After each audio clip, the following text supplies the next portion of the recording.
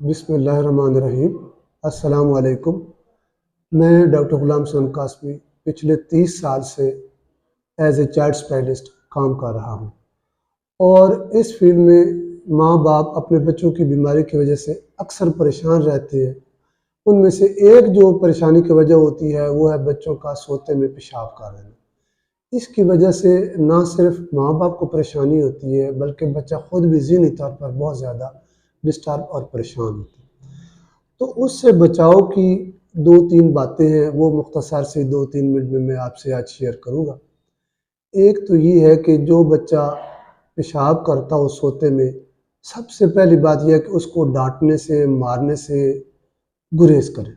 उसको किसी भी किस्म का प्रेशराइज़ या दबाव से उसको बचाएँ और उसको ये एहसास दिलाएँ कि ये कोई इतना सीरियस मसला नहीं है, बल्कि ये जल्दी और बग़ैर दवाई के भी ठीक हो सकता है। दूसरी बात ये है कि एहतियात करने वाली कि जब भी बच्चा रात को मगरिब के बाद या शाम के टाइम उसने जो दूध पीना है, पानी पीना है, वो अशिया जो उसको आप कोशिश करें कि सूरज ग़ुरूब होने से पहले-पहले दे दें।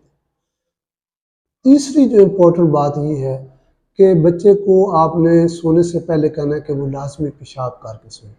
बच्चा कहता है जी मुझे पेशाब नहीं है अब्बा जी, अम्मी जी, लेकिन फिर भी आपने उसकी बात को प्यार से समझाना है कि आपने बल्कि 2 दफ़ा, एक दफ़ा मगरिब के बाद पेशाब करवाएँ, एक दफ़ा सोने से पहले तो लाज़मी उसको पेशाब करवाएँ।